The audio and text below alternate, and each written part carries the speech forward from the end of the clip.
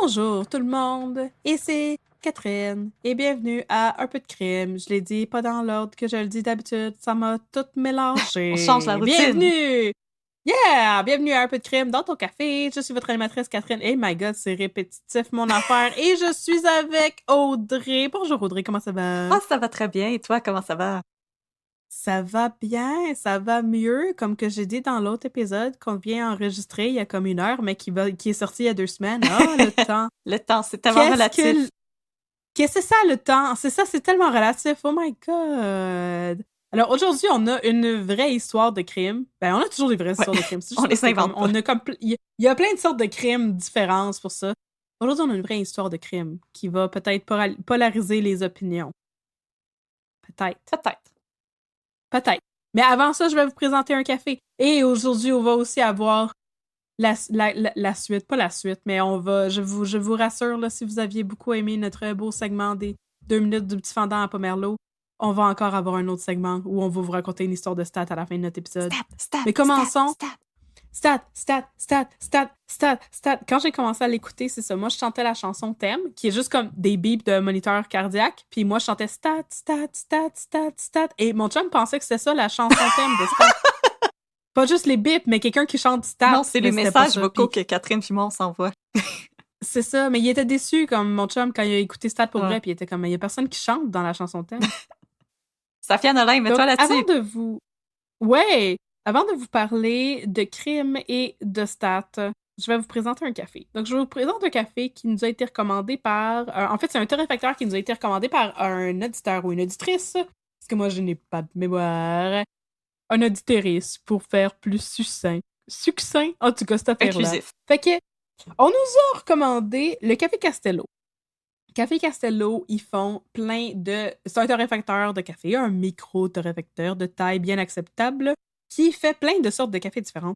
Et là, moi, je suis allée overboard, parce que je vais toujours overboard quand que j'achète du café. Fait que je n'ai acheté 3 sortes de cafés différentes. Je vais pouvoir vous en parler pendant 3 semaines.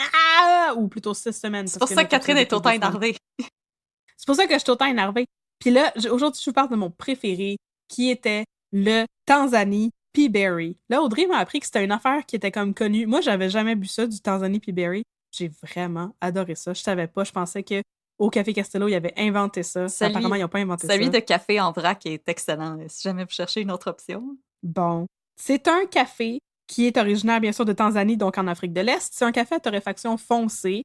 Sur le site du Café Castello, il évalue ça à 9 sur 10, fait que c'est une torréfaction qui est assez foncée.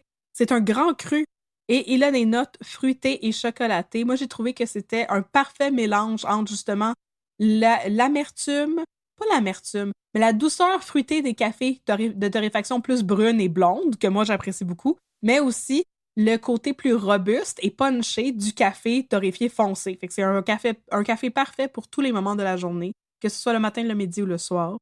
Et j'aurais juste une dernière affaire à dire à propos de Café Castello. Café Castello offre une affaire qu'ils ont comme breveté, là, ils ont inventé ça s'appelle la mouture universelle, puis ils disent que c'est une mouture de café qu'ils font, qui fit avec toutes les cafetières. Ben moi, je vous dis que c'est un peu de l'arnaque, puis vous êtes quand même mieux de le moudre vous autres même, parce que oui, c'est comme une mouture qui fit dans toutes les cafetières, mais comme un peu moins bien.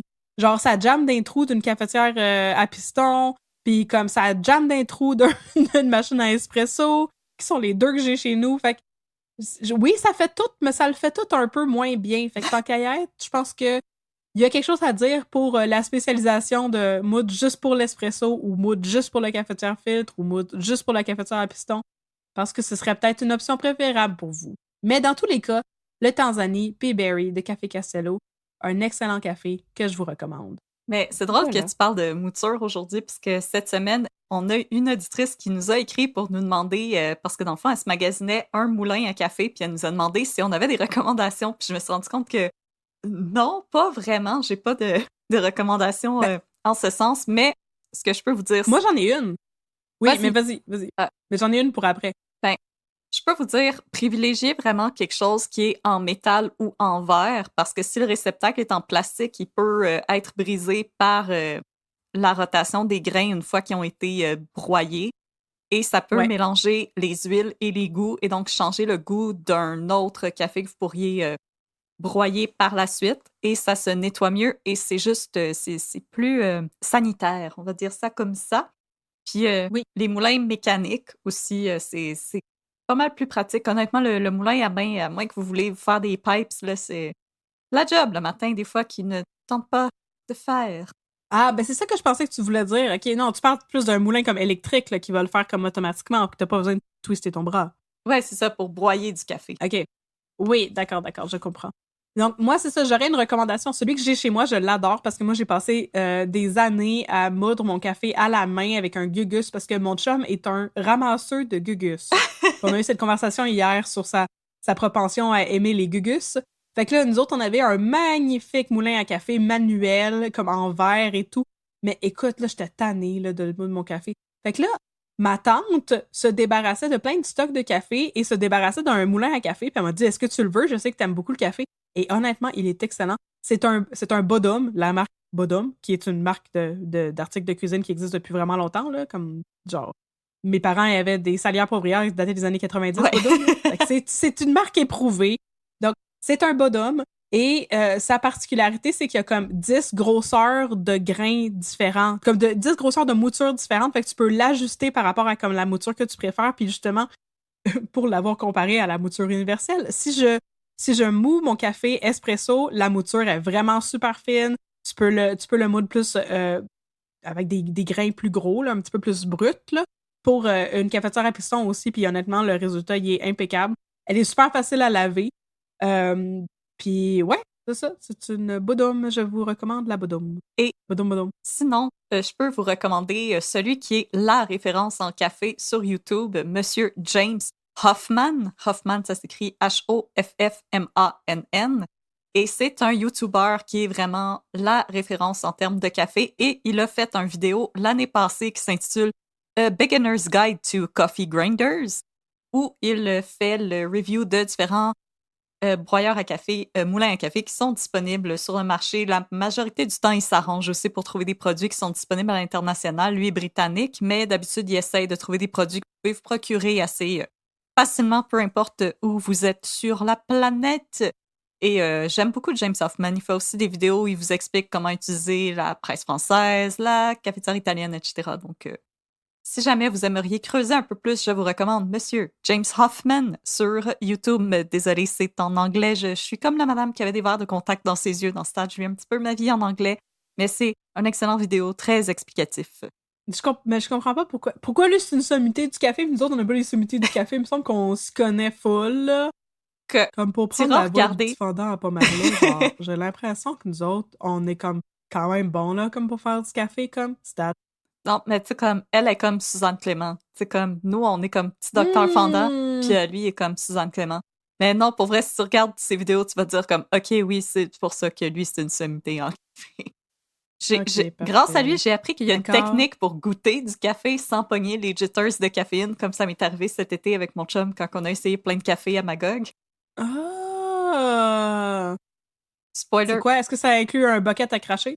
euh, c'est honnêtement pas très appétissant. T'as ta tasse en avant de toi, tu prends une cuillère de café puis tu la slurpes. C'est juste ça que tu goûtes. Ouais, Comme ça, ASMR. tu slurpes ta C'est du cuillère beau de café ASMR, puis ça. après tu goûtes ce que t'as dans ta bouche. C'est comme ça, tu prends Ok. juste une cuillerée de café puis t'as pas trop de caféine en dedans de toi par la suite parce qu'il fait des vidéos des fois où il goûte toutes les capsules Nespresso Ah, ok. sans exploser. J'aime moyen ça, les capsules Nespresso. Ça, c'est une autre affaire, Mais en tout cas. je tiens à dire, quand j'ai regardé son vidéo sur la cafetière italienne, je me disais, c'est un cas de. Je me suis dit, ah, je vais regarder une vidéo, puis après, j'étais comme, waouh, je fais rien comme il faut, puis ça me tape ses nerfs. Oui, oui, je comprends tellement ce sentiment. Bon, en tout cas. Fait que merci beaucoup à personne. Non, mais merci à ce gars-là de t'avoir entertain. Et maintenant, on va parler de crème. Et de politique. Et de politique, comme mes 2 sujets préférés, le crime et la politique. Et oui. Fait que de quoi qu'on parle aujourd'hui, Audrey? Écoute, aujourd'hui, on va parler d'un cas que quand on me l'a recommandé, j'ai fait « Mais of course, comment j'ai fait pour oublier cette histoire? » Alors, c'est Marie-Pierre qui nous avait écrit sur Facebook pour nous demander de faire un épisode sur Richard-Henry Bain et l'attentat au Métropolis sur Pauline Marois. Et l'autre raison pour laquelle j'avais envie de faire cet épisode-là, c'est parce que ça fait 10 ans que c'est arrivé. C'est arrivé en 2012, on est en 2022. Puis en C'est plus, vrai! c'était les élections provinciales cette année. Donc, avec le pire résultat du PQ ever! Wow! Comme les planètes sont alignées, Les hein, planètes on sont dirait. alignées, pauvres, Les astres sont en ligne pour nous. pauvres Saint-Chose Plamondon. Alors, Pierre-Paul, Saint, Pilon, Pa- Saint, lui. Palourde, Plamondon. Alors, sans plus tarder, lançons-nous dans cette histoire. Mais c'est drôle parce que je me suis rendu compte que je savais pas comment ça se terminait, ce cas-là. Je me suis dit, c'est clair qu'il doit être en prison. Puis là, je savais pas pourquoi, je savais pas comment ça s'était terminé. Puis en lisant les articles, j'ai compris pourquoi. Parce que les premières de journaux, c'était en 2016. Et qu'est-ce qui dominait les nouvelles en 2016? Donald Trump. Et voilà.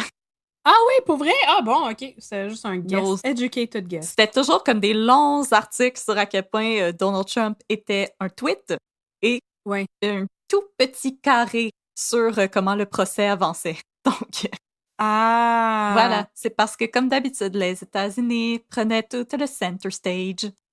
Ah! Ben oui, je comprends. C'est comme quand il y avait William Fife, là, mais il s'est fait arrêter juste après, ou son procès était juste après le 11 septembre. Fait que là, tous les articles étaient sur le 11 septembre, les journaux parlaient juste de ça, puis ils parlaient pas de William Fife, le pire tueur en série qu'on a eu au Québec. Alors, c'était une question de timing, mais je vais pouvoir mettre les pendules à l'heure.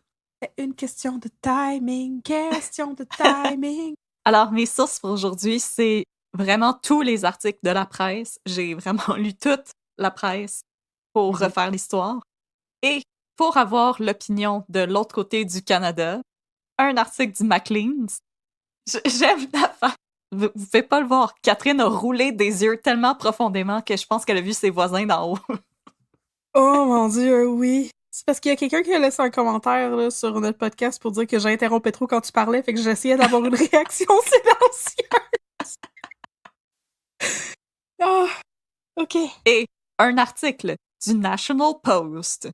Alors, Catherine, si tu es prête, je vais mettre un petit peu de crime dans ta maudite belle tasse de geisha. Ah, je sais, elle est super belle. Une tasse d'appropriation culturelle. Alors, partie 1. Le printemps érable. Yeah! À qui la rue? À nous la rue. Yeah! Ben, ça fonctionne pas bien, mon affaire de pas t'interrompre. Regarde, j'ai déjà que... À genoux sur le calorifère. Ça marchera pas, je m'excuse. Oui, c'est ça, je m'excuse, la personne qui a laissé un commentaire, je fais mon possible, mais c'est parce que je parle tout le temps. C'est correct. C'est pour ça que je me suis partie à un podcast. OK. Vas-y, je vais essayer de faire semblant de pas parler. Alors, peu importe vos allégeances politiques, tous et toutes se rappellent de la campagne électorale provinciale de 2012 comme ayant été particulièrement mouvementée. Entre autres, elle fut marquée par les mouvements de protestation étudiante visant à bloquer la hausse des frais de scolarité proposés par le Parti libéral de Jean Charest et des soupers de famille ben awkward. Finalement, Je suis prêt.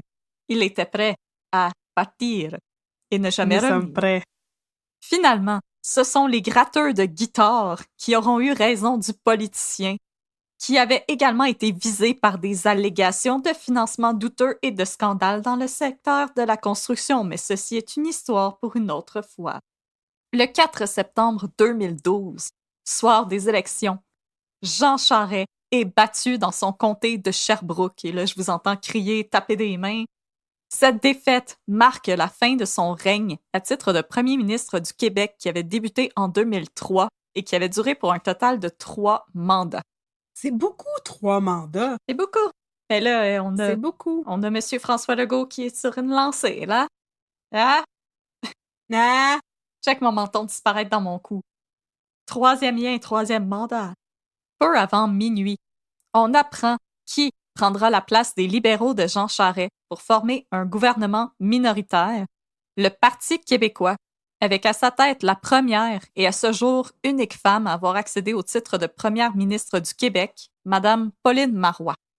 C'est peu avant minuit que la nouvelle est annoncée et aussitôt, les partisans du PQ réunis au Métropolis, situé sur la rue Sainte-Catherine à proximité des célèbres foufounes électriques et d'approximativement 1200 sex shops, s'enflamment et se tournent vers la scène pour entendre la nouvelle première ministre prononcer un discours de victoire. Catherine a adoré ma description de la rue Sainte-Catherine. Comme 100%. J'essaie juste d'avoir moins de réactions. OK. Oui, j'ai ri beaucoup. La célébration, elle va cependant être brève. 1 minute après qu'elle ait entamé son discours, un garde du corps ainsi que le majordome de Marois se précipitent sur la politicienne pour l'escorter vers les coulisses. Sur place comme à la télé, la confusion règne. Qu'est-ce qui vient de se passer? L'animateur de la soirée, le comédien, réalisateur et metteur en scène Yves Desgagnés, s'efforce de maintenir le calme, même s'il semble lui-même assez pris au dépourvu. Sur des ondes de Radio-Canada, les journalistes vont tenter de fournir une explication à leurs spectateurs. Un instant, il est question de grenades assourdissantes, l'autre d'un incendie, puis d'une bombe artisanale. Après quelques minutes, Marois va finalement faire un retour sur scène malgré le personnel de sécurité qui demande à la foule de quitter les lieux le plus calmement possible. Le visage aussi réconfortant qu'une grand-maman qui vous offre un petit sucre à la crème, elle s'efforce de rassurer la foule. Elle va terminer son discours et inviter la foule à quitter le métropolis dans l'ordre et le calme. Si à l'intérieur du métropolis, les choses semblent confuses mais calmes, des images filmées par Martin Bouffard, un caméraman qui travaillait pour Radio-Canada, vont montrer qu'à l'arrière du métropolis, les choses sont loin d'être aussi paisibles. Tout d'abord, il y a un incendie qui fait rage à proximité de l'entrée des artistes et, tout près de là, un homme, vêtu d'un peignoir bleu marin et d'une cagoule noire, est maintenu immobile au sol par des agents du SPVM. Parmi ces agents, l'un d'entre eux tient un fusil d'assaut du type Kalachnikov, sans doute saisi au suspect, que ses collègues s'efforcent de maîtriser. Quand les policiers... Wow! OK. Ouais. Je me rappelais de la robe de chambre. Je me rappelais plus des autres détails, la cagoule puis le kalachnikov. Puis le visage vraiment pas tordu. Visage assez effrayant. Ça frappe l'imaginaire, pareil, ouais. Ben moi, je me rappelle encore de la scène quand Pauline Marois s'est faite drag off the stage, là. Ouais, moi aussi. Puis je tiens à dire, la vidéo est disponible sur YouTube et les commentaires sont bloqués pour des raisons que nous, femmes, on sait exactement pourquoi. Ah, non! Est-ce que c'est parce que les gens sont du popo? Parce que les gens disent des choses vraiment pas correctes et parlent comme si dans la vie, il n'y avait pas de conséquences aux discours qu'on tient sur les internets. Quand les policiers relèvent l'homme pour l'amener au poste, celui-ci va s'écrier devant les caméras. Les Anglais se réveillent. It's payback time. Le lendemain de ce qui semble vraisemblablement avoir été un attentat contre Pauline Marois, tous et toutes cherchent qui pointer du doigt. À ce stade, on ignore encore ce qui a pu pousser le suspect à commettre un tel acte. S'agit-il d'un problème de santé mentale ou d'un acte terroriste visant à ébranler le gouvernement à la Oklahoma City ou au Unabomber? Qu'à cela ne tienne, les médias francophones accusent les médias anglophones, tels que le Maclean's, le National Post et le Globe and Mail, d'avoir publié de nombreux articles qui vilifiaient le PQ et attisaient un sentiment de peur et de haine à l'endroit des communautés francophones. Du côté des partis adversaires, tant la CAQ que les libéraux du Québec, que les libéraux et Québec solidaire vont se tenir les coudes et dénoncer la violence à l'endroit d'une élue. Mais le médecin Gaétan Barrette, qui s'était présenté pour les libéraux, lui, va s'adonner au bon vieux victim blaming en affirmant que Marois s'est attiré les foudres du suspect en osant avoir voulu faire bouger les choses. OK. C'est super le fun, tu sais. Première fois qu'une femme est élue, puis comme, bah, c'est ton problème, t'avais juste à rester dans ta cuisine puis à faire des sandwichs. Oh, wow. C'est déprimant, ça, pareil. Quand même. Alors, si tous ces arguments peuvent sembler viables, sauf celui de Barrette, il semblerait cependant que ça soit pas des questions d'indépendantisme, de séparatisme, ni même de langue qui auraient finalement poussé Richard-Henri Bain à passer à l'acte. Ça serait plutôt une question de poisson. Oh my God, OK. Partie 2. De simple ouvrier à survivaliste. Quand on examine le passé de Richard-Henry Bain, peu de choses peuvent nous amener à penser que cet homme tenterait un jour de s'en prendre à la première ministre du Québec. Pendant près de 30 ans, il va travailler comme ouvrier dans une usine de cuivre dans l'est de Montréal et entretenir des relations amicales tant avec les employés francophones que les anglophones. Selon un ancien collègue de Richard Bain, c'est cependant au cours d'un lockout en 2007 que le comportement de Bain va changer du tout au tout. D'homme jovial et facile à vivre, il va devenir colérique et impatient. Un an plus tard, Bain prend finalement sa retraite et c'est là que tout va basculer. D'abord, il va vendre son bungalow de la banlieue de Repentigny pour s'établir dans un chalet dans les Laurentides, où ses frères et lui comptent ouvrir une pourvoirie et vendre des séjours de chasse et pêche. Homme peu religieux et peu politisé, il va se mettre à fréquenter une église évangélique baptiste et parler de plus en plus de politique avec son entourage. En 2009, il va être fortement affecté par l'épidémie de grippe AH1N1 et tomber en mode survivaliste. Oh non, l'épidémie Ahini. Il va se procurer pour près de 10 000 en armes à feu et munitions, va s'acheter des véhicules militaires, des drones, des téléphones satellites et une quantité assez impressionnante de nourriture non périssable. Donc, des canages, Du chef Boyardee. du chef Boyardee, des bines, La soupe habitant. de la soupe Campbell, Puis de la chunky. oh, surtout de la chunky, Oh, surtout la chunky. celle au bœuf. Ah, miam. S'il va s'adoucir un peu une fois l'épidémie résorbée, il va demeurer un personnage un peu étrange à fréquenter. Si ses frères décident de se retirer du projet d'ouvrir une pourvoirie, Richard n'abandonne toutefois pas et va vendre par lui-même des séjours de chasse et pêche à des touristes, dont la plupart venaient de l'Ontario. Un couple qui avait fait affaire avec lui au cours d'un voyage de chasse et pêche se sont confiés au Journal de Québec à la suite des événements du 4 septembre 2012 pour décrire leur expérience avec leur guide pour le moins excentrique. Là, je les cite. Selon eux, Richard-Henry Bain ramenait tout à la politique québécoise. Il leur confiait que s'il se trouvait un jour au pouvoir, il séparerait Montréal du reste du Québec afin d'en faire sa propre province. Et boy, d'accord. Une cité-État. Ah! Ensuite, Comme Balarama Honest. oui, à peu près la même chose, mais en plus radical, disons. OK. Ensuite, il affirmait avoir accueilli Jésus-Christ dans son cœur et ne plus avoir peur de mourir, ce qui se plug très bien dans une conversation. Puis, parce que le pauvre couple n'avait pas l'air assez traumatisé, il s'est mis à vanter ses prouesses sur le plan physique en affirmant qu'il avait déjà remporté une compétition Ironman pendant qu'il était en lendemain de veille et qu'il avait passé la nuit avec 2 jeunes femmes juste avant de venir rejoindre ses clients pour les escorter dans la brousse des Laurentides. Ben voyons donc, c'est quoi ces flex-là? C'est bien bizarre. J'ai gagné un Ironman après avoir fait un trip à 3 puis pris des shots toute la nuit. Ouais! Fireball Ironman. La réponse à la question que j'avais pas posée. Ah! OK, good for you. Je suis content pour toi. Yay! C'est cependant dans ses nombreuses digressions aux pauvres Ontariens qui essayaient juste de pogner une coupe de truites arc-en-ciel pour leur photo de profil Facebook on pourrait trouver le motif derrière la tragédie du 4 septembre 2012. À ses clients, Bain ne cessait de se plaindre de la bureaucratie québécoise. Toutes les fois que tu signes un formulaire, il te donne une poutine. Nice. Il avait des projets d'expansion pour sa pourvoirie, mais pour ce faire, il souhaitait que le gouvernement québécois lui vende ce qu'on appelle des terres de la couronne. Ah oui, les terres de la couronne, ben oui. Et là, petite capsule, Audrey fait de son mieux pour vous expliquer des affaires compliquées. Nice! Les terres de la couronne, c'est essentiellement des terres qui appartiennent à l'État, principalement à des fins de conservation des territoires naturels et de la biodiversité.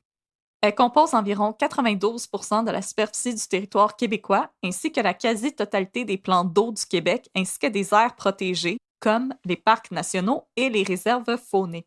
Ah! Elles ont pour origine la Nouvelle-France et se composent de terres qui n'étaient pas divisées en seigneuries et étaient attribuées aux colons. Il s'agissait de lieux privilégiés pour le roulement de l'économie de la colonie grâce au commerce de la fourrure. Ah, intéressant. C'est l'Assemblée nationale qui légifère sur le sujet, notamment grâce aux lois sur les terres du domaine de l'État, la loi sur la conservation et la mise en valeur de la faune et la loi sur les forêts. Si c'est l'État qui possède ces terres, le public y a quand même accès, mais à des fins d'éducation et de récréation. Il est cependant à noter que, conformément aux lois qui régissent les terres de la couronne, on ne peut pas y faire une activité qui serait susceptible de modifier un élément biologique, physique ou chimique propre à l'habitat de l'animal ou du poisson. Donc, c'était vraiment une question de poisson. Exactement. Ah ah, j'ai compris. Parce que je suis pas sûre qu'une pourvoirie, ça rentre dans ces critères. Non, c'est ça. Puis là, si je vous parle de ça, c'est pas pour flasher l'après-midi que j'ai passé sur Google, mais parce que Richard-Henri Bain, il souhaitait étendre sa propriété pour établir une pourvoirie. Mais voilà, les terres qu'il convoitait étaient des terres de la couronne et donc très difficiles à s'approprier.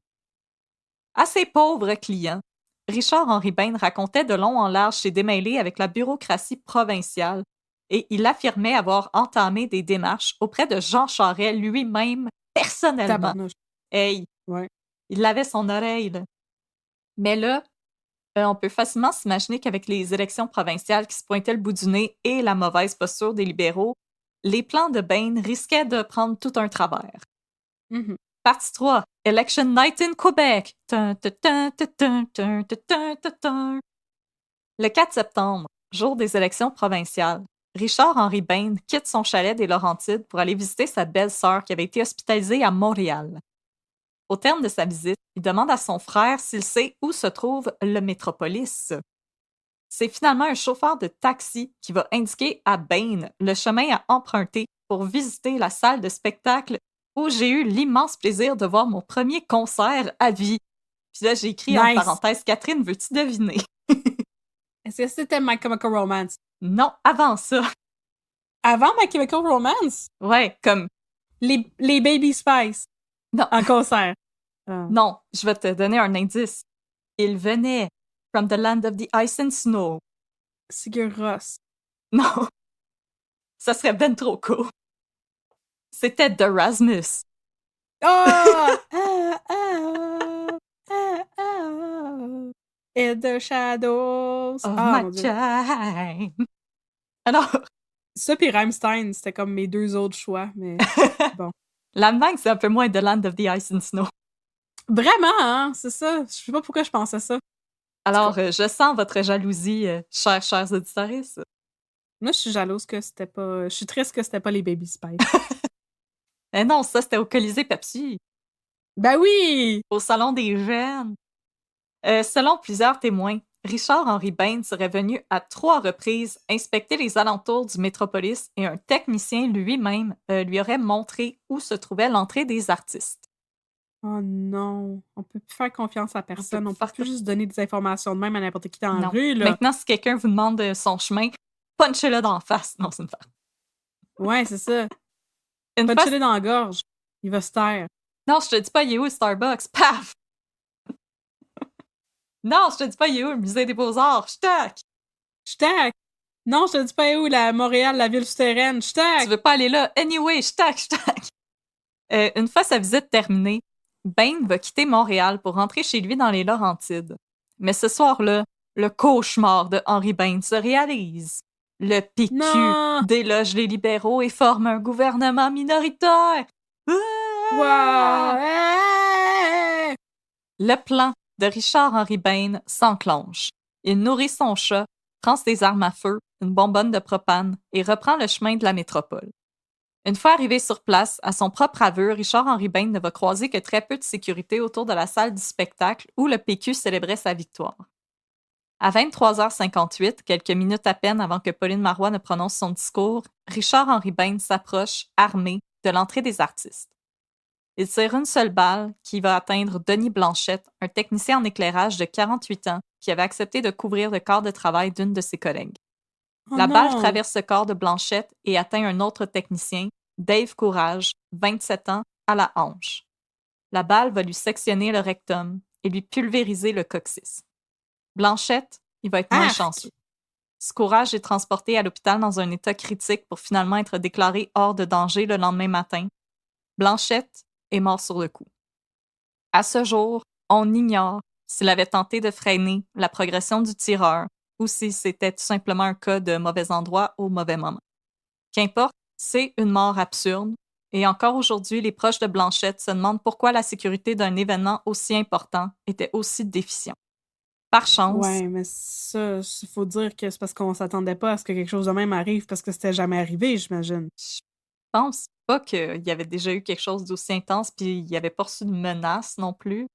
Non, c'est ça. Je veux dire, c'est pas comme cette année où il y a eu un gros déploiement d'agents de sécurité autour des chefs des différents partis parce qu'il y a eu énormément de violence en ligne, de propos extrêmement Ouais. dérangeants au sujet des différents chefs de parti. Donc, je pense que là, on a senti la menace était peut-être un peu plus explicite. Peut-être qu'à l'époque, on Ouais, avait ouais. mal calculé les risques. C'était les débuts des réseaux sociaux aussi, de l'Internet, puis tout ça. Je pense qu'on avait peut-être mal calculé le risque. Ouais. C'est très possible. Par chance, des collègues de Courage, Audrey Dulon-Bérubé et Gaëlle Guiringhelli, vont parvenir à traîner Courage à l'intérieur du métropolis pour le soigner et à verrouiller la porte derrière eux pour empêcher Richard-Henri Bain de poursuivre son massacre dans la salle de spectacle. Autre coup de chance, l'arme de Richard-Henri Bain va s'enrayer et il ne va pas parvenir Yes! à abattre d'autres passants. Oh, yes, sir! Furieux, Bain déclenche un incendie devant la porte de l'entrée des artistes.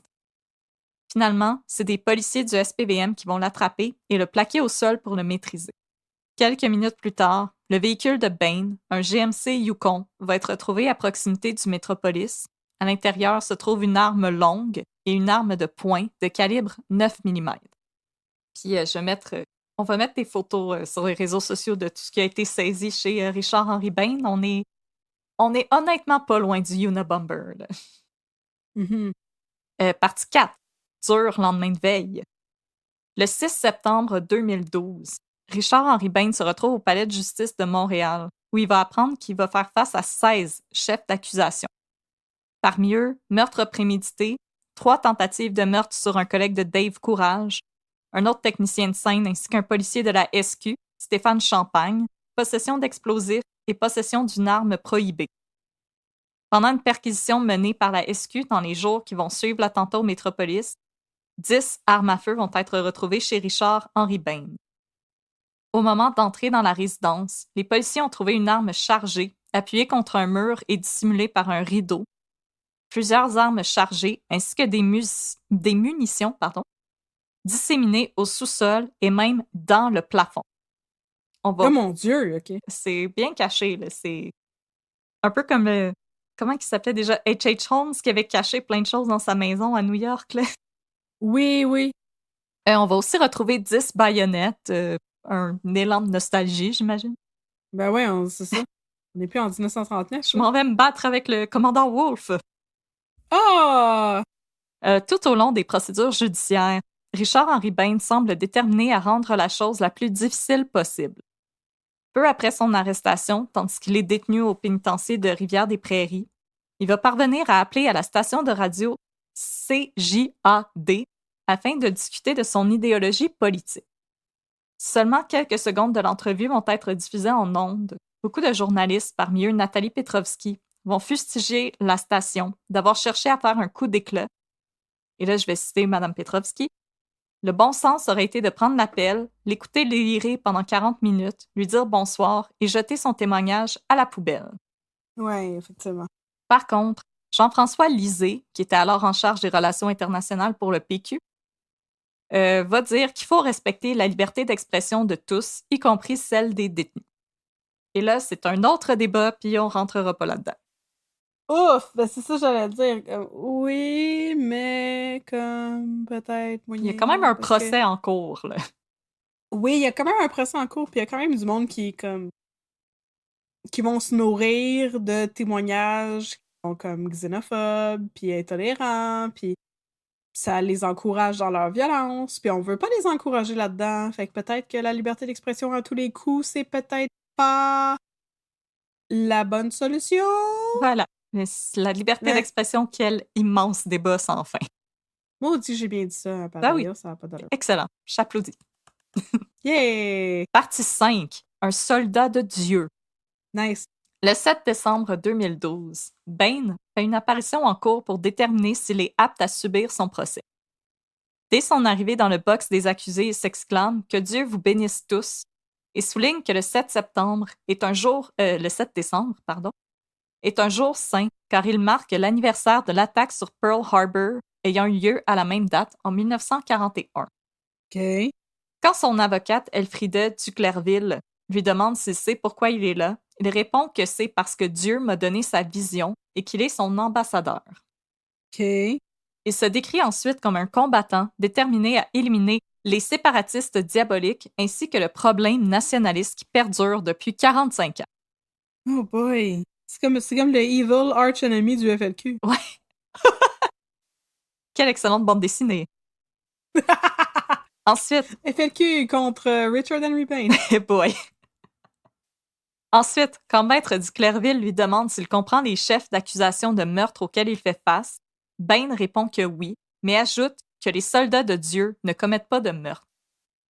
Au bout de sa vie, Maître Les soldats de Dieu font quoi d'abord? Ils amènent la justice sur Terre. Je sais pas trop. Oh, tabarnouche, OK. Et là, au bout de sa vie, Maître Duclerville va expliquer au juge que chaque fois qu'elle tente de questionner Bain, elle ne parvient qu'à lui soutirer ce type d'informations. Finalement, les deux parties, ainsi que le juge Robert Marchie, s'entendent pour que Bain subisse une évaluation psychiatrique. 10 jours plus tard, soit le 17 décembre 2012, la cause de Bain doit à nouveau être reportée parce que celui-ci a refusé de communiquer avec la psychiatre mandatée par la Cour parce que c'était, là, attention, vous allez pogner les nerfs, une francophone et, insulte par-dessus insulte, une femme. Ah non, pas des femmes! Pour être comme dans les pires moments de l'histoire. Les pires moments de l'histoire. Exactement! Oh! T'as compris ma référence, bravo! La cause est donc reportée en janvier et Bain va être interné à l'Institut Pinel en attendant la suite des choses. Yes sir, Pinel! Puis là, je vais vous faire un wrap-up parce que c'était très long et très plate à lire. La cause va encore être reportée 2 fois pour des questions de langue. Et en plus, on va apprendre que Bain a déclaré un revenu beaucoup trop élevé pour bénéficier de l'aide juridique. En gros, il y avait les moyens de se payer un actual avocat. Avec les revenus de son affaire de visite de pourvoirie dans Laurentides? Oui, il y avait assez d'argent pour se payer un avocat. Lui, il disait qu'il y avait juste des revenus de sa retraite, mais non, il y avait un revenu constant avec sa pourvoirie. Ah oui, c'est vrai. Qui était à la retraite aussi. Il va décider de ne pas se payer un avocat et de se représenter lui-même. Ah, c'est toujours une très très bonne idée, ça. Oui, on sait ce qu'on dit là-dessus. A lawyer who represents himself has a fool for a client. Et j'ai traduit ça par un avocat qui se représente lui-même a un maudit tweet comme client. Ah, c'est bon. Mais Bain, il est confiant et il va brandir une Bible et tenir à voir le meilleur de tous les avocats, Jésus-Christ. Là, on peut chanter Super Jésus de RBO. Il est venu taper les cieux, oui, c'est lui le fils de Dieu. Et oui, Jésus lui-même en personne dans sa toge pis ses sandales. Afin de l'aider dans sa tâche, Richard Henry Bain va demander à ce que l'ensemble de la preuve soit traduite en anglais, ce qui repousse encore plus les procédures juridiques. Et le sourire aux lèvres, Richard Henry Bain va déclarer au juge Jean-Paul Brown « Vous direz ça à Madame Marois, ça va coûter cher. » Comme si c'était Pauline Marois qui payait le procès de sa poche. Il y a quelque chose que vous n'avez pas compris. Une grosse compréhension du système juridique. Oui, c'est ça. Je pense que juste pour ça, il devrait être comme disqualifié. Mm-hmm. Par la suite, il va se plaindre qu'en prison, ses droits d'anglophone ne sont pas respectés. OK. C'est quoi ça, ces droits d'anglophone? Si on a des gens qui travaillent dans des prisons, pouvez-vous m'éclairer là-dessus? Oh my God. C'est quoi vos droits d'anglophone? Pouvoir écouter Just for Laughs? Selon lui, on l'empêche de communiquer avec son avocate et on refuse de transmettre les nombreuses lettres qu'il a rédigées à l'intention de divers politiciens et journalistes, qui est une maudite bonne affaire selon moi. Mon Dieu, oui, mais... Surtout que parmi ces lettres, il y en a une qui s'adressait à Pauline Marois elle-même. Non. Alors, j'imagine que ça s'est perdu dans le mal avec les lettres de Nima Mazari et de Myriam Bédard. Oui, c'est ça, exactement. En mai 2013 va débuter l'enquête préliminaire, au cours de laquelle Richard Henry Bain va se révéler franchement hostile. Tout d'abord, il va se plaindre de devoir subir son procès dans le box des accusés plutôt qu'à la table des avocats. Mais le juge Pierre Labelle va lui rappeler que c'est un privilège qui est réservé aux avocats qui sont reconnus par le barreau, ce qui n'est pas son cas. Le juge va également devoir rappeler Bain à l'ordre à plusieurs reprises quand il se lance dans des tirades concernant le Marois-gate, avec Oui. le Pizzagate et le Watergate et le Trumpgate et toutes les gates, la politique et la liberté. Si Bain s'efforce d'affirmer que sa cause est politique, le juge Labelle lui rappelle que non, c'est un procès pour meurtre. Apprenant que l'enquête préliminaire était frappée d'une ordonnance temporaire de non-publication, Bain va se contenter de bouder dans le box des accusés, refuser de dire quoi que ce soit aux témoins et va même demander à sauter l'enquête préliminaire pour passer directement au procès. Donc, just get it over with. Là, j'ai une question, par exemple. Si lui avait été un avocat reconnu, est-ce qu'il aurait eu le droit, en tant qu'avocat, mais aussi accusé, d'être assis dans le box des avocats? Ouais, c'est que c'est vraiment un privilège, il faut que tu aies passé ton barreau. Ouais, mais comme si t'es comme un avocat tueur en série. T'as le droit de te représenter toi-même puis d'être assis avec les avocats? C'est bien insane comme idée. Oui, dans le fond, il y a un autre cas que quelqu'un nous a recommandé d'un avocat qui a tué un autre avocat, qui s'est représenté lui-même, qui lui pouvait être assis à la table des avocats parce qu'il était reconnu par le barreau. Oui, c'est ça, l'avocat qui avait tué son ami. Ouais. Ouais, ok, je me rappelle de ça. Lui pouvait être assis à la barre des avocats parce qu'il était reconnu par le barreau. Donc, c'est vraiment c'est une technicalité, mais en même temps, je veux dire, c'est les règles. On ne fait pas les règles, il faut les suivre. Mm-hmm. Et Richard-Henri Bain, il va obtenir gain de cause et on va arrêter l'enquête préliminaire et aller directement au procès. Fast forward, novembre 2014, Richard-Henri Bain va placer une demande pour une remise en liberté en attendant son procès parce que selon lui, il ne peut pas se préparer adéquatement pendant qu'il est incarcéré. Et il ne peut pas aller à la BNQ pour louer des livres. Oh non, pour lui!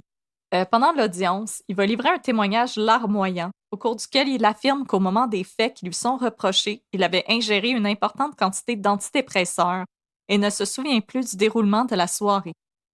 Il affirme souffrir... Je me rappelle plus de rien. Il affirme souffrir de bipolarité et comprendre la gravité de sa situation. Là, je le cite. L'interrogatoire était seulement 33 heures après les événements. Je leur ai dit, pardon, il y a un pauvre homme qui est mort et un autre blessé. Et Bain va affirmer que l'Institut Pinel est séparatiste au bout et qu'il n'est pas en sécurité parce qu'il est un anglophone. Oh, OK. J'ai tellement de questions. J'irais jusqu'à dire que t'es peut-être pas en sécurité à Pinel parce que, tu sais, t'es à Pinel, mais peut-être juste moi. Je pense pas que c'est un lien avec le fait que t'es un anglophone. Je pense pas que Non, je pense pas. Je pense pas que Pinel, ce soit quelque chose de politique. Non plus. En décembre 2014, la demande de remise en liberté de Bain, surprise, elle va lui être refusée. Parce que le tribunal est très loin d'être convaincu qu'il ne représente plus un danger pour la société.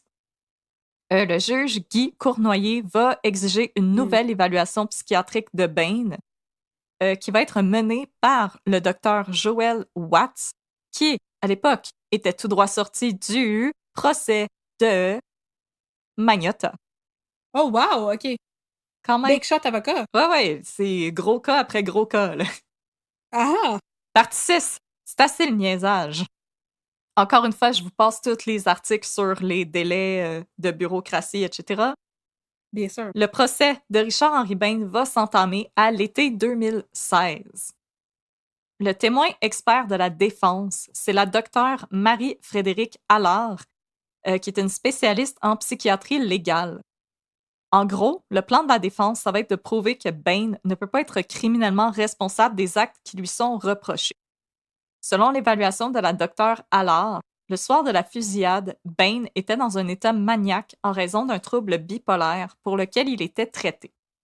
Il aurait été poussé par un délire religieux et se sentait investi d'une mission de Dieu pour défendre la communauté anglophone. Selon Allard, le virage en manie de Bain aurait débuté en 2009 après que son médecin de famille lui ait prescrit des antidépresseurs pour traiter son trouble bipolaire.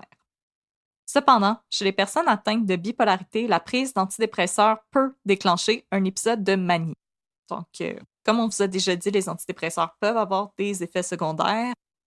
n'hésitez pas à retourner voir un professionnel de la santé si vous avez des problèmes avec vos médicaments, c'est très important. C'est donc bien comme contre-intuitif que tu prennes des antidépresseurs puis que ça te fasse shifter dans la manie. Je trouve ça, je sais pas, je trouve ça comme étrange. Ben, je connais pas grand-chose du trouble bipolaire, malheureusement, mais je tenais quand même juste à vous rappeler que si jamais vous avez des effets secondaires graves avec vos médicaments, c'est important de retourner auprès de votre professionnel de la santé. Mhm. Ainsi, entre 2009 et 2012, Bain aurait mis fin à son union de 20 ans avec sa conjointe et aurait dilapidé l'ensemble de sa fortune, soit environ 900 000 $ au total, pour s'acheter un Oh my chalet God! dans les Laurentides. Wow! Ça devait être un maudit beau chalet. Mais hein? Puis 900 000 $ pour quelqu'un qui travaillait dans une usine de cuivre.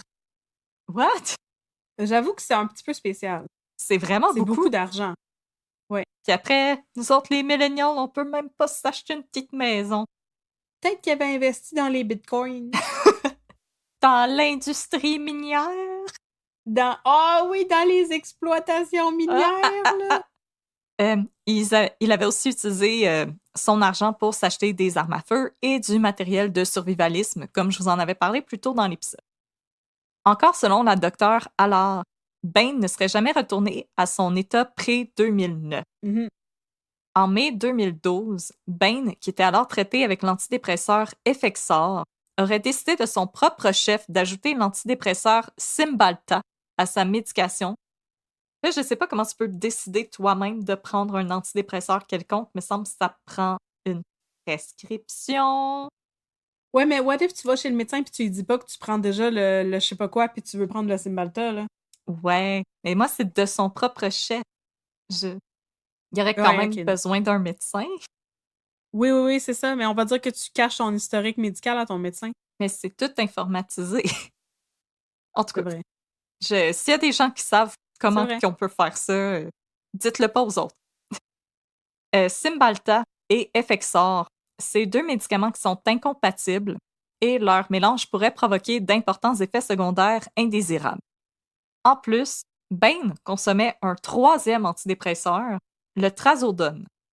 La docteure alors conclut donc que le soir des événements, Bain était une véritable bombe à retardement. Pour elle, la maladie mentale est la seule explication possible derrière les gestes commis par Bain, puisque celui-ci n'avait jamais commis d'acte de violence avant son diagnostic de 2009. Du côté de la couronne, on fait plutôt appel au psychiatre Joel Watts pour témoigner sur l'état mental de Bain le soir du 4 septembre 2012. Selon Watts, le discours religieux et politique de Bain n'avait rien de délirant et n'était pas plus extrême que celui d'une personne ayant des opinions passionnées à ce sujet. Ça m'a bien fait rire. What? OK, Comme, oui. ouais, tu sais, là, des fois, le monde, là, ils sont un petit peu spéciaux. Ah, tu sais, la politique, ça enflamme les gens. Ben, moi, c'est vrai que si t'as déjà regardé des vidéos de preachers évangéliques, là, c'est quelque chose. C'est vrai, Avec les hein? gens, là, qui crient puis qui se garochent à terre puis qui pitchent leur chaise roulante puis tout ça, là. Qui parle en langue. Qui tiennent des serpents puis tout ça, c'est vrai que des fois, ça devient un petit peu intense. Pour le docteur Watts, les opinions religieuses de l'accusé sont tout à fait courantes chez les chrétiens évangéliques et ses opinions politiques sont certes extrêmes, mais pas du tout symptomatiques de troubles mentaux.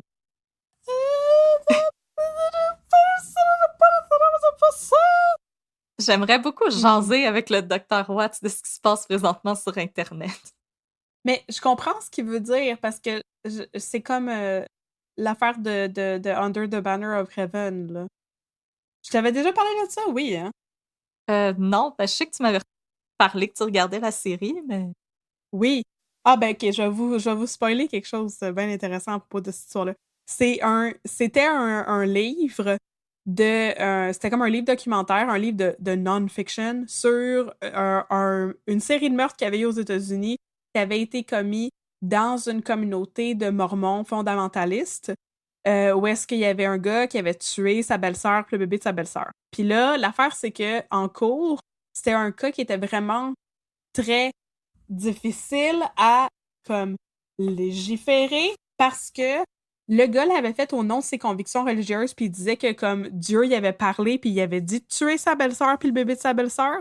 Mais là, si tu acceptais ça comme prémisse pour dire qu'il était fou, ça voulait dire que comme n'importe qui est un baptiste, justement, puis qui a l'impression que Dieu y parle, est considéré comme fou, ce qui est comme 85% du monde aux States, là. Ouais. Tu sais, c'est ça. Fait que c'était comme vraiment problématique comme cas parce qu'il fallait qu'il détermine si ses convictions religieuses faisaient de lui quelqu'un qui était non criminellement responsable de ses actes. Puis finalement, ben, il a été prouvé criminellement responsable de ses actes. Parce que c'est ce qu'il faisait, c'est ça. Il pouvait pas dire qu'il était fou parce qu'il pensait qu'il entendait la voix de Dieu. C'est comme, c'est un homme sain Tellement d'esprit qui intéressant. connaissait le bien du mal. Pis tout. C'est vraiment très intéressant, oui, oui. Puis je sais pas s'il aborde ces questions-là dans la série parce qu'ils l'ont adapté en série qui est disponible sur Disney+, il me semble. Oui. Mais la façon que la série est faite, on dirait que ça prend l'intrigue principale. Là. C'est le cas de, il me semble qu'il s'appelait Ron Lafferty, qui avait tué sa belle-sœur. Puis c'est ça, fait qu'ils prennent l'histoire de Ron et Dan Lafferty, les deux frères. Oui. Mais on dirait pas qu'il y a comme le point de vue comme extérieur du jugement et tout. Fait que je sais pas s'ils se rendent jusqu'au procès, je sais pas s'ils vont discuter de ça. Mais c'est ça. Est-ce que tes convictions religieuses font de toi quelqu'un qui est comme pas en contact avec la réalité? C'est une affaire qui reste à déterminer. C'est vraiment intéressant. C'est intéressant, hein, quand Oui, même. j'aime Mais ça. ici, c'est pas des cas qui se posent du tout parce que justement, on a beaucoup moins des. T'sais, la majorité des gens ici appartiennent pas à des communautés religieuses qui sont comme aussi intenses qu'aux États-Unis, là, mettons. Fait que c'est rare que ces questions-là sont amenées en cours. C'est ça. C'est vrai. C'est vrai que ici, c'est pas vraiment quelque chose qu'on voit souvent, là, mais c'est beaucoup à cause de la séparation de l'État et de l'Église. Oui, c'est ça. Ça prend une moins grosse place dans nos vies. Fait que là, est-ce que ses convictions religieuses faisaient de lui quelqu'un de fou? C'est là qu'on t'est Exactement. rendu dans l'histoire de Richard Henry Bain. Après cette super longue parenthèse sur les Mormons. Ah, mais c'était super intéressant. Ben, Merci. le docteur Watts croit que non, que tu peux avoir des croyances religieuses un peu extrêmes et être une personne tout à fait normale. Un ne veut pas dire l'autre nécessairement. Exactement. Mhm. Alors, pour le docteur Watts, Bain était parfaitement conscient de la nature des actes qu'il commettait le soir de la victoire du PQ et que ces actes étaient motivés par une haine envers les indépendantistes et le PQ. Mhm.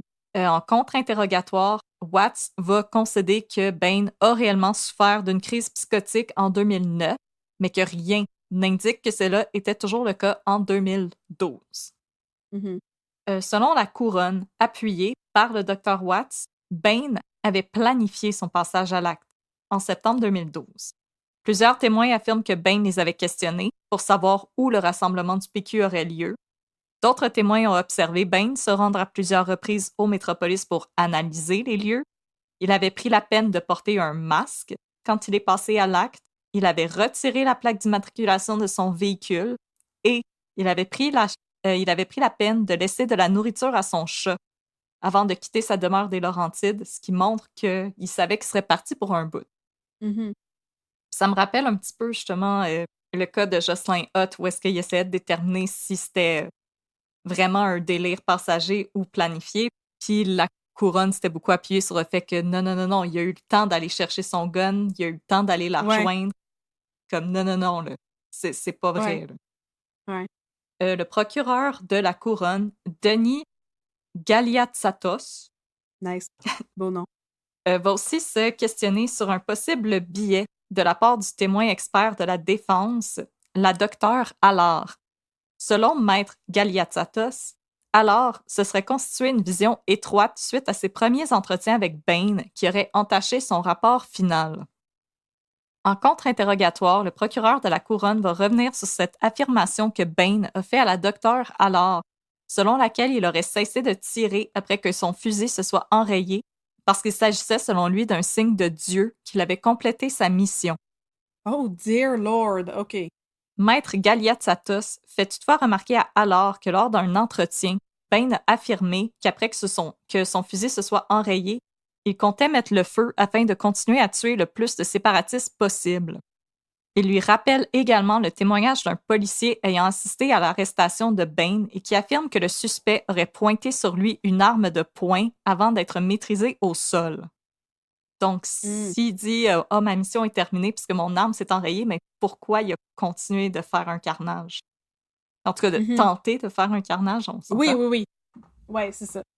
Madame Allard, elle se défend pour sa part que lors de leurs premiers entretiens, Bain était toujours dans un état de psychose et que ses réponses n'avaient rien changé à son rapport. Aussi appelé à témoigner, il va y avoir Mathieu Brassard, un policier du SPVM qui avait participé à l'arrestation de Bain, qui va raconter qu'au moment de transporter Bain vers le poste de police, il aurait demandé pourquoi il avait fait ça.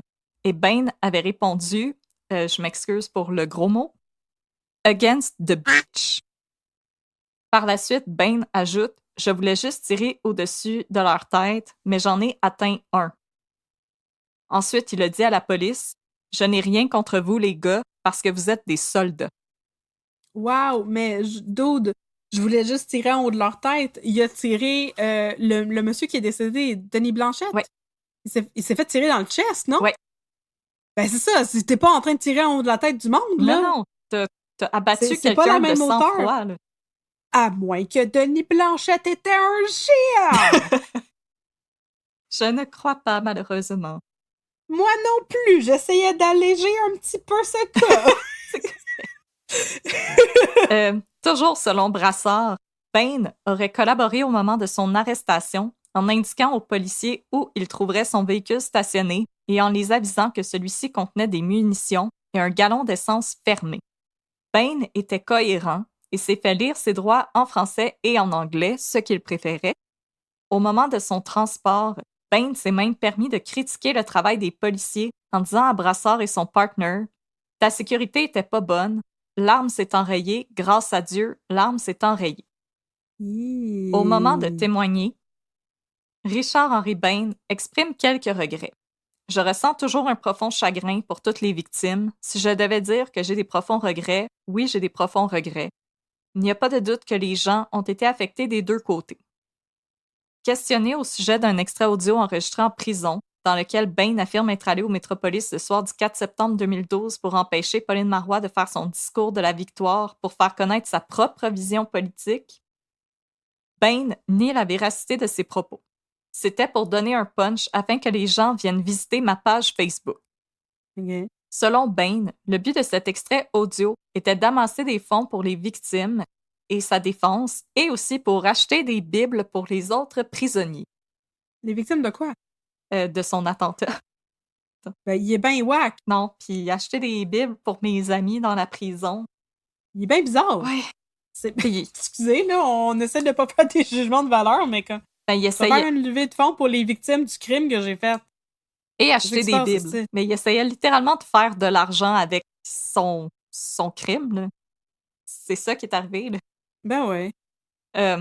Au fil de son témoignage, c'est Bain lui-même qui va finir par ébranler la défense de non-responsabilité pour cause d'aliénation mentale que son avocat tentait de monter pour lui, parce que questionné au sujet d'une entrevue qu'il avait accordée à Claude Poirier le 19 janvier 2013. Oh!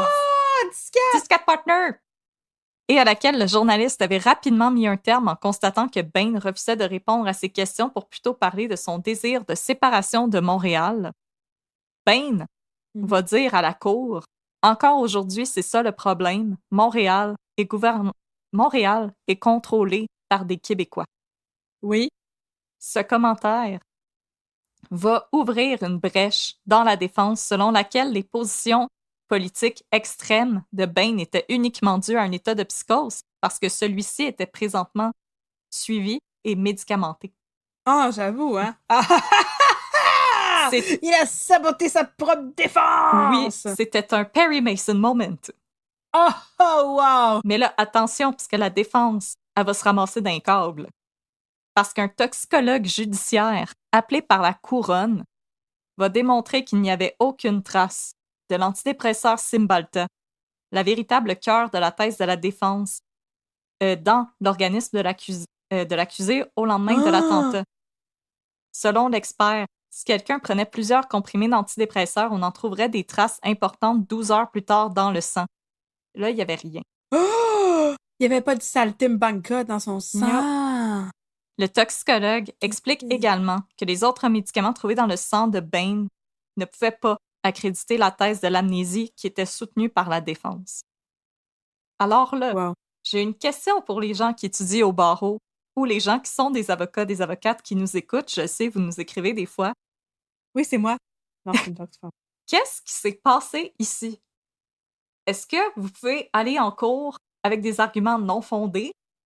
Ça veut dire qu'il n'a jamais demandé de preuves à ce qu'il affirmait qu'il avait pris les médicaments. Là. Mhm. Je veux dire, vous avez.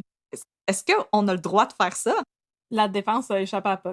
Comme, ah oui, mon témoin me dit qu'il était pas là, fait que Tigidou Lailai, on va aller en cours parce que mon témoin, il m'a fait une croix sur le cœur puis il m'a juré qu'il était pas là. Puis là, la couronne va arriver puis dire comme, on t'a littéralement sur 8 tapes que t'étais là. Oh my God. Je, Non, j'avoue, c'est vraiment weird. C'est une question que je me pose, comme, j'étais pas sûre si on enregistrait l'épisode aujourd'hui, j'avais pensé à essayer d'écrire à quelqu'un qui est avocat, qui nous avait déjà écrit, mais qu'est-ce qui s'est passé ici, là, comme, je suis vraiment curieuse, écrivez-nous un peu de crime à gmail.com. Mhm. Puis là, finalement, c'est après 11 jours de délibération, soit le 24 août 2016, que Richard-Henri Bain va connaître sa sentence. Catherine, est-ce que tu veux deviner? Coupable. Coupable de meurtre non prémédité. Il va également être reconnu coupable de 3 chefs de tentative de meurtre sur la personne de Dave Courage. Moi, je trouve que non prémédité, c'est un petit peu étirer l'élastique. Là. Ouais, c'est une peine réduite.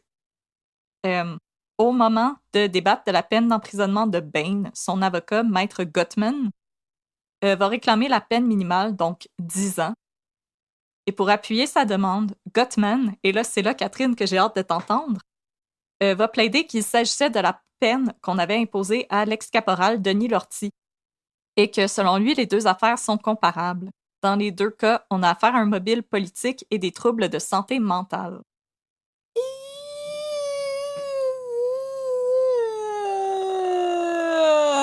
C'est vrai. Ces choses sont vraies. Mais je suis pas d'accord. Qu'est-ce que t'en penses, toi? Moi, je suis pas d'accord. Ben, je suis pas d'accord non plus. Si je me rappelle bien, Denis Lortie n'a pas fait de victime. Oui, il en a fait. Il a fait 3 victimes. Il a fait plus de victimes que Richard Henry Bain. Ah, oups, désolé. Ouais. Non, je suis pas d'accord parce que j'ai de la misère à l'expliquer. Denis Lortie, me semble, avait exprimé du remords. Ouais. Puis Denis Lortie n'était pas suivi en psychiatrie avant. Non, ben en plus, c'est les années 70. C'est les années 80. 80, ben même là, je veux dire, en termes de questions de santé mentale, on n'était pas où est-ce qu'on est aujourd'hui. Là. Non, pas pantoute. Mais non, j'ai l'impression que c'est pas exactement la même chose parce que Richard Henry Bain, il a pas l'air pantoute de regretter ce qu'il a fait ou d'avoir une conscience du fait que c'était pas correct.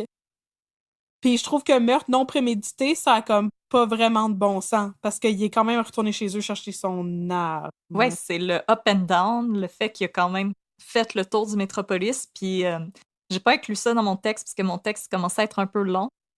Mais il a dû être rappelé à l'ordre pendant les procédures parce que des fois, il riait pendant les témoignages.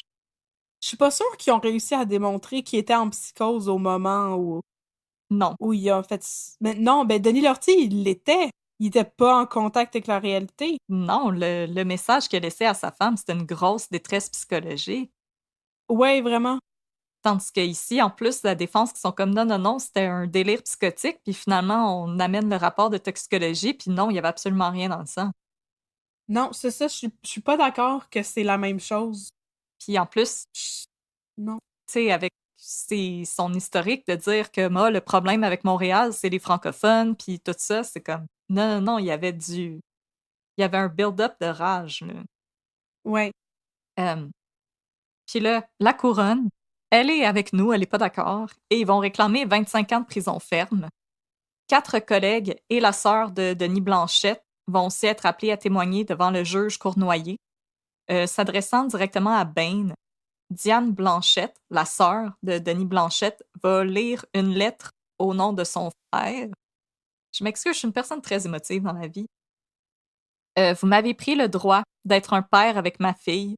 Vous m'avez fait quitter la vie de manière tragique, sans dire au revoir.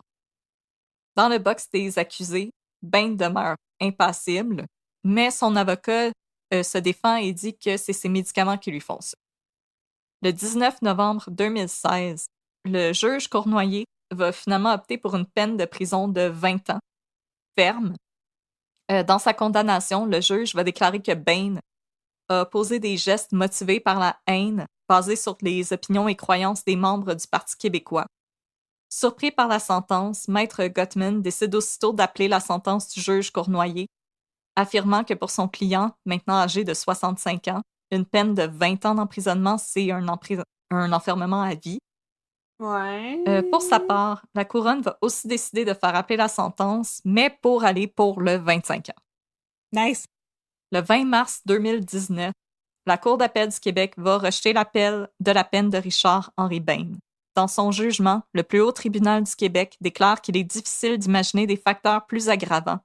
En regardant les circonstances des crimes de Bain, ceux-ci étaient politiquement motivés par des préjugés et la haine. La Cour d'appel rejette également la demande de la couronne et la sentence est maintenue telle que le juge Cournoyer l'avait prononcée. Maître Gottman décide de traîner la cause devant la Cour suprême du Canada. Le 31 octobre 2019, la Cour suprême rejette la demande d'appel, puis quand une demande est rejetée, la Cour suprême n'a pas à se justifier. Mhm. Alors, c'est la fin du long parcours judiciaire de Richard-Henri Bain. Sinon, je voulais parler de d'autres événements autour de ça. Donc, en 2012, il y a eu un concert bénéfice en l'honneur de Denis Blanchette, auquel avaient participé Céline Dion, Arcade Fire, Patrick Watson et Cœur de Pirate, qui auront permis d'amasser 238 943 $ pour la fille de Denis Blanchette qui allait avoir 4 ans. En 2017, Oh, wow. Dave Courage va publier un livre intitulé Survivre à l'attentat du Métropolis. En entrevue à l'émission Médium Large, Courage explique qu'il souffre toujours d'un stress post-traumatique et qu'il vit des prestations de l'aide sociale parce qu'il ne peut pas retourner travailler et qu'il ne reçoit plus d'indemnité du gouvernement du Québec. Je le cite. La douleur physique, ce n'est rien. Ça fait 5 ans. Je sais que j'ai mal. Je suis conscient que je vais avoir mal longtemps. Ce sont les tours que ça joue à ma tête qui sont les plus difficiles. Je dois me répéter que personne n'est en train de monter un complot contre moi, que le bruit que j'ai entendu, c'était pas un coup de feu. Il faut que j'aille examiner. Il faut que je vois que c'était pas un coup de feu. Oh, pauvre lui. Et il y a des développements qui sont en cours présentement. En 2022, des survivants à l'attentat du Métropolis, parmi eux Dave Courage, Audrey Dulon-Bérubé et Gaëlle Guéringhelli, dont je vous avais parlé plus tôt, ont entamé une poursuite au civil contre la SQ et le SPVM pour les importantes lacunes de sécurité qui entouraient la soirée des élections 2012. Intéressant. L'affaire est en cours, donc malheureusement, j'ai pas de conclusion pour vous à ce sujet-là. On va essayer de vous garder au courant dans nos épisodes où on fait des corrections et des updates. Mais je vous dirais que présentement, ça se présente pas très bien pour la SQ et le SPVM. Intéressant. Parce que la SQ, pour examiner s'ils avaient bien agi ce soir-là, ils ont engagé la SQ. Et la SQ a dit que la SQ avait super bien travaillé. Ah, c'est super. Fait que c'est comme le meme de Obama qui met une médaille à Obama. Oui. On a fait tout ce qu'on avait à faire. On est incroyable. Ah, on est génial. Bravo à nous autres. Tes petites tapes dans le dos. Alors, je m'excuse, je suis tellement émotive. Voilà, c'était l'histoire de Richard-Henri Bain et la tentative de terrorisme au Métropolis. Excusez, je perds mes mots. Non, moi, sérieux, je suis vraiment très intéressée. Non, mais merci beaucoup pour cette histoire. C'était très intéressant. C'est pas ça que je voulais dire, que je n'étais pas intéressée par le terrorisme. Non, mais tu m'avais dit que, justement, il y avait des liens à faire avec Denis Lortie, puis t'avais hâte d'avoir mon opinion, là. J'y pense depuis tantôt, là. Je suis complètement choquée par le fait que la défense de Richard Henry Bain ont utilisé cet argument-là. trouve que c'est vraiment deux poids, deux mesures, puis ça a comme pas de sens pour Ben, c'est ça, je disais, j'ai hâte de t'en parler, mais moi aussi, j'étais pas convaincue. Fait que c'est pour ça que j'avais hâte de comme, avoir ton avis là-dessus, parce que c'est vraiment toi qui as fait les recherches, qui a vu ça plus en profondeur que moi. Fait que j'avais hâte de t'entendre là-dessus, parce que moi, sur le coup, dès que j'ai lu ça, j'ai fait comme non, non, non, non, non, non, non, là. Je trouve qu'il y a une fausse équivalence ici, là. Ben, je trouve qu'il y a une autre affaire, un autre facteur aggravant, là, dans l'histoire de Denis Lortie, c'est que, comme, c'est ça, c'est quand t'as dit que c'est les crimes de Richard Henry Bain, ils étaient motivés par ses opinions politiques puis sa grande haine des francophones puis surtout du Parti québécois. Ben, c'est pas la haine qui a motivé Denis Lortie. Tu sais, mais on veut pas faire de la psychologie à deux scènes non plus puis comme faire semblant qu'on comprend tout ce qui est passé par la tête à cet homme-là, mais tu sais, j'ai pas l'impression que c'était la haine qui l'avait motivé à faire comme son attentat à l'Assemblée nationale. C'est plus comme qu'il était dans une situation justement de désespoir qui était vraiment intense. Il était dans une grande, grande détresse. Puis lui-même avait vécu comme beaucoup d'intimidation dans sa vie à cause de son dentier, puis à cause de ses lunettes. Puis, tu sais, je sais pas. J'ai pas l'impression qu'il a fait ça parce qu'il haïssait le monde, Denis Lortie. Mais Richard Henry Bain, manifestement, haïssait le monde, puis c'est pour ça qu'il a fait ça. Ben, moi, c'est aussi son virage survivaliste pendant la pandémie de H1N1. Je veux dire, c'est clairement des Ouais. signes de quelqu'un qui a beaucoup de soupçons à l'égard des autres, quelqu'un qui se sent pas en sécurité dans la population, puis de vouloir t'éloigner, aller dans un chalet. Moi aussi, je veux pas faire de la psychologie à deux scènes, mais je veux dire, pour moi, les échos avec le Unabomber, je les voyais, là. Oui, je comprends ce que tu veux dire. Puis, je sais pas, je tenais aussi un peu à faire ce cas-là, justement, parce que le cycle d'élections qui vient de se passer a vraiment été marqué par une violence épouvantable en ligne, surtout envers les chefs Mhm. des partis, pas juste de l'opposition, je veux dire, la CAQ aussi ont reçu de la haine. Puis, je sais pas, je trouve qu'il y a un certain discours civil qui s'est perdu au même temps. Maintenant, on peut plus comme débattre d'idées, il faut qu'on débatte avec des réalités qui sont même plus là. C'est difficile d'avoir une Ouais, conversation ouais. quand les opinions politiques sont motivées par la peur et la haine. Ouais, Je veux dire, absolument. c'est plus des débats constructifs. Là, on est vraiment rendu dans une espèce de fabulation, dans Ouais. l'attaque. Puis, je sais pas, je trouve qu'on est sur une pente assez dangereuse présentement.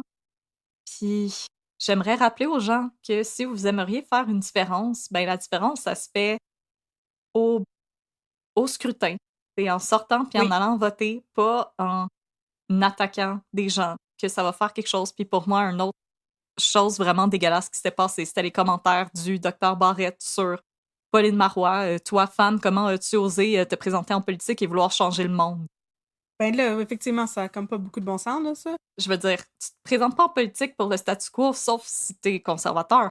Mais, mais même là, il y a des choses que tu veux changer. Je veux dire, c'est normal que tu te présentes en politique parce que tu veux changer le monde. Là. Puis en plus que c'est la première et à ce jour, la seule et unique femme à avoir été première ministre du Québec. Quel exemple ça donne à d'autres femmes ou personnes non-binaires qui aimeraient se présenter aux élections présentement, là, de dire c'est de ta faute, c'est de ton problème si tu t'es fait attaquer.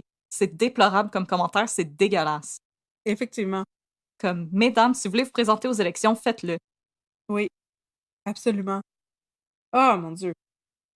C'était On a besoin de vous. super intéressant comme cas. Merci beaucoup, Audrey, pour ta recherche Merci à et pour toi. ce cas. Alors, ça fait plaisir. J'ai rien fait. J'ai juste fait des jokes 15 heures. Donc, merci beaucoup, chers auditeurs, chères auditrices. C'est à vous que le merci va. Merci de nous écouter. Si vous voulez nous encourager, vous pouvez nous suivre sur Facebook à Un peu de crime ou sur Instagram à Un peu de crime dans ton café. Vous pouvez aussi nous donner une évaluation si vous avez le temps sur Spotify, sur Apple Podcasts. On aime ça, avoir vos encouragements et on aime ça avoir vos commentaires. Donc, on vous encourage à venir nous laisser une évaluation. Puis ça nous aide aussi à monter dans les charts et ça nous permet de faire découvrir notre podcast à un plus grand auditoire. Merci.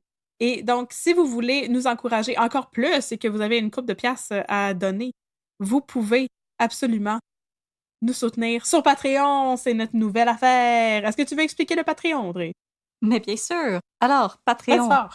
c'est une plateforme où vous pouvez soutenir des créateurs et des créatrices de contenu par exemple, nous autres. Vous avez des podcasteristes, des YouTubers, des YouTubers, etc., etc. Alors, Catherine et moi, on s'est parti une page et dans le fond, vous pouvez nous donner une petite compensation monétaire si vous le désirez. C'est pas une obligation du tout.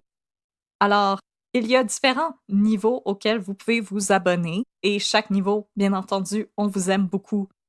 Ne vous sentez pas mal de ne pas aller au plus haut niveau, c'est très correct, on comprend ça. Alors, vous pouvez, pour 3 par mois, vous abonner au Petit Espresso, où c'est un don un peu symbolique. C'est comme si vous nous donniez un petit pourboire après avoir écouté l'épisode. Alors, c'est un... Et quand vous payez 3 par mois, on vous donne un petit shout-out en ondes, comme on le fait à l'épisode précédent. Il n'y aura pas de shout-out à cet épisode-ci, puisque Catherine et moi, on enregistre à l'avance pour prévoir les remous de la vie. Mais sachez que les nouveaux Patreons, inquiétez-vous pas, vous allez être remerciés dans les prochains épisodes. Ensuite, pour 5 vous avez accès au bon vieux café filtre, qui vous donne un shout-out en ondes, ainsi qu'un accès à notre fabuleux Discord, qui est une sorte de forum où vous pouvez jaser avec Catherine et moi. On jase de True Crime, de District 31, de café, de tout ce qui nous passe par la tête. C'est une très belle communauté pour jaser, se faire des amis. Pour 10 vous avez le Fancy Flat White, qui vous donne toutes ces choses-là, en plus de l'accès aux épisodes un jour à l'avance. Alors, vous avez nos jokes avant tout le monde. Et vous avez accès à du contenu bonus que nous produisons 4 fois par année, donc une fois par saison. L'épisode spécial d'automne va peut-être déjà être sorti entre-temps, je sais pas trop, puisqu'on va l'enregistrer après celui-là. Mais bref, vous avez du contenu bonus 4 fois par année. Et ensuite, le plus haut, c'est 15 par mois, le succulent Cold Brew, qui vous donne toutes les choses que j'ai déjà mentionnées, plus un paquet de 3 autocollants que je vous ai designés avec amour. Et vous avez 10% de rabais sur notre boutique Threadless pour mettre un peu de crime dans votre garde-robe. Et sachez que le contenu est toujours disponible en ligne. Alors, si vous décidez de commencer un petit peu plus bas, mais si vous décidez de monter plus tard, vous allez avoir accès aux épisodes spéciaux. Ils vont toujours être disponibles, ils vont en quelque sorte être débloqués. Si vous décidez de changer de tier, si vous décidez de baisser, il n'y a pas de problème non plus. Vous pouvez vraiment toujours changer selon les saisons, comment vous vous sentez. Donc, il n'y a pas de problème. Et bien entendu, chaque dollar nous aide, Catherine et moi, à pouvoir continuer à faire cette chose-là et à pouvoir mettre un peu plus de café dans notre tasse. Et on vous remercie si vous vous abonnez. Et petit commentaire sur notre boutique Threadless, elle est en dollars US. On est vraiment désolés. Catherine et moi, on a beaucoup de choses qui se passent chacune de notre côté dans nos vies. On aimerait tellement ça, pouvoir avoir notre propre boutique. Mais écoutez, c'était un mal de tête. Alors, on a été pour une solution plus simple. Mais sachez que c'est de l'excellente marchandise avec un très bon service à la clientèle. Et c'est designé encore une fois par nous deux. Et c'est ça, c'est en dollars US. Ce qu'on recommande aux gens, des fois, c'est de se mettre ensemble pour faire une plus grosse commande pour sauver le shipping ou des fois de surveiller les ventes. On a déjà mis un petit rabais sur la boutique, donc surveillez les ventes et peut-être essayer de vous mettre en équipe pour sauver le shipping. Moi, je trouve que tu es très généreuse de dire que ça a été designé par nous parce que j'ai absolument rien fait là-dedans. Oui, ça c'est vrai, je fais ça, mais à part de ça. Puis tu me donnes des idées. OK. C'est vrai, je l'accepte. Non. Bon, est-ce qu'on avait d'autres choses à plugger, là? On est rendu avec trop d'affaires à plugger avant de rentrer dans notre nouveau segment. Ouais, nos fins d'épisode seront du long. On espère que ça vous dérange pas trop. Oh my God! Oh my God! Au pire, vous skippez une couple de minutes pour embarquer dans notre fabuleux nouveau segment qui a remplacé 2 minutes de babine. Les hauts et les bas d'un petit docteur fendant. Et ça commence maintenant!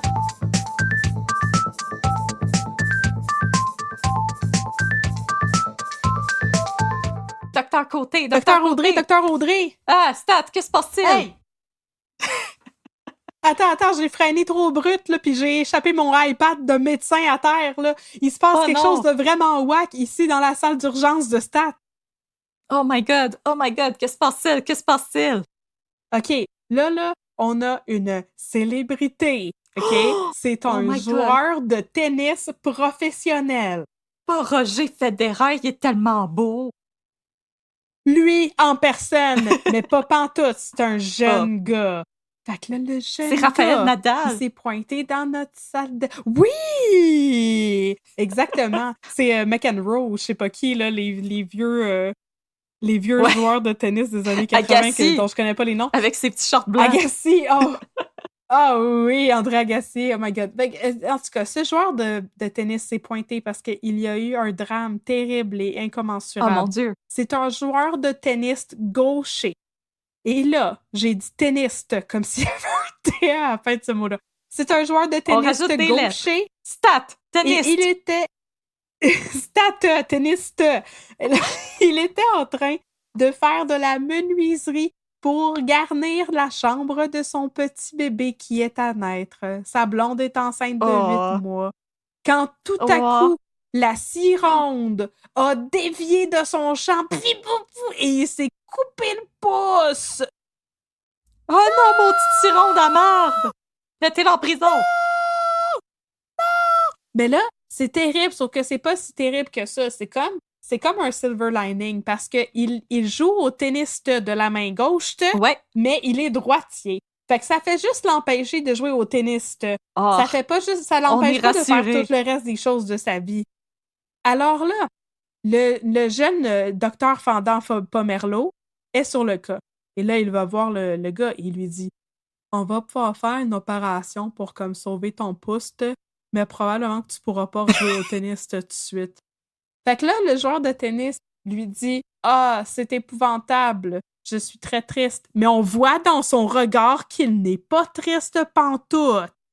Alors, le jeune docteur Fendant Pomerleau, il est intrigué parce que lui, il est incapable de faire sa job d'urgentologue. Il faut qu'il se mêle de la vie à tout le monde. Puis là, les docteurs dans Stat, ils veulent toujours comprendre qu'est-ce qui se passe dans la vie privée. Absolument. C'est la gossip girl de l'urgence. Et les médecins veulent toujours savoir ce qui se passe dans la vie de toutes les patientes.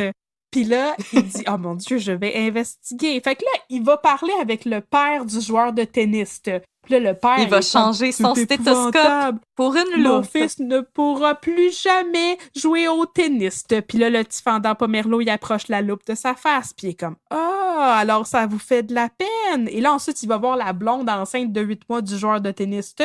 Et là, elle dit « Ah, ben c'est vraiment pas si grave que ça parce que mon chum, il était tanné de jouer au tennis. » Fait que là, le petit Fendant il voulait jouer au mini-pot. Il veut juste jouer au mini-pot. Bon, là, le petit Fendant à Pomerleau, il se dit « Ah, ça mérite plus d'investigation. » Fait que là, il met son chapeau de Sherlock Holmes, puis il s'en va voir la travailleuse sociale, puis il dit « Veux-tu enquêter sur le cas avec moi? » Puis là, elle prend une grosse gorgée de sa grosse bouteille d'eau qu'elle traîne toujours avec elle et dit « Bien sûr, je vais t'aider. » Et là, tout à coup, dans un revirement de situation que personne n'aura vu venir parce qu'il est complètement random, la blonde du joueur de tennis et son père sont en train de s'engueuler. « Ah, il veut plus jouer au tennis, c'est épouvantable. » Puis là, elle dit « Oui, mais ça va être une bonne chose, blablabla. » Puis finalement, là, c'est bien trop d'animation. Fait que là, plouche! Ses os crèvent. Puis elle est en train d'accoucher à 8 mois de grossesse. Mais c'est beaucoup trop tôt. Fait que là, hey, faites venir Geneviève Schmidt, là, c'est la seule chirurgienne qu'il y a dans tout l'hôpital. Faites venir Geneviève Schmidt, elle va faire une césarienne.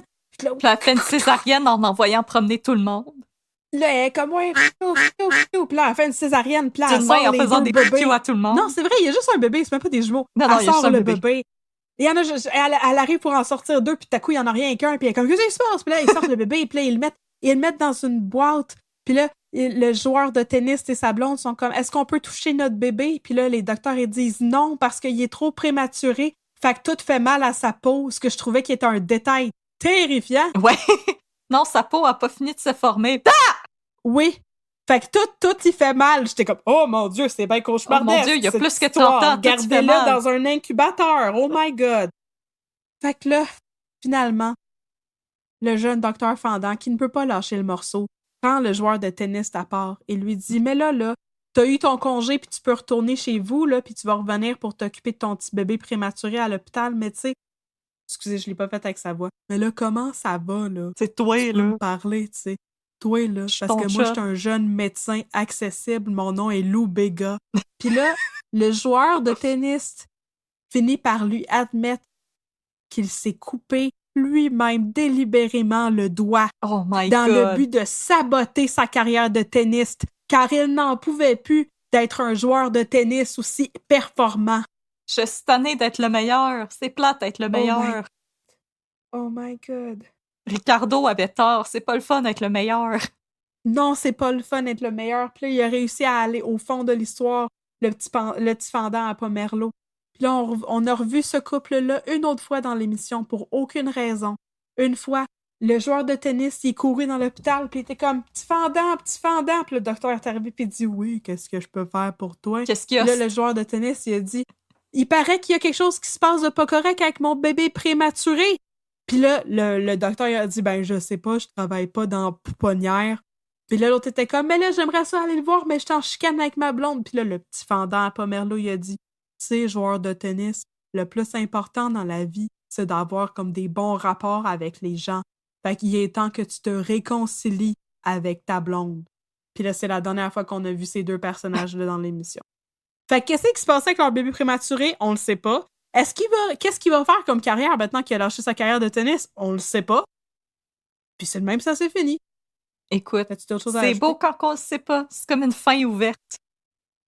Ben, ce que je peux rajouter, c'est que le père de... On peut inventer notre propre fin. Et voilà. C'est que le père de cet athlète, j'ai passé tellement d'épisodes à faire « Je sais t'es qui! » C'était Motard dans la galère. Pour vrai? Ouais. Je m'en rappelle pas de ça. Ah ben. Ben oui. Le cercle de la galère, District 31. On va pouvoir rajouter stat. Yes! Dans le diagramme de Venn des comédiens du Québec. Voilà. Hey, c'est fou ce qui se passe aux urgences. Merci, Dr. Audrey. C'était vraiment le fun de te conter cette histoire. Maintenant, je vais aller donner un bolute de 50 cc de quelque chose à quelqu'un. Puis moi, je vais aller me faire parler de haut par Suzanne Clément. Mais il va falloir que tu te mettes à genoux parce qu'elle est vraiment petite. C'est vrai, ça. Je suis petite, moi aussi, mais pas à ce point-là. Pas à ce point-là. All right. Hey, bon ben. Stat, le docteur. Stat! Stat!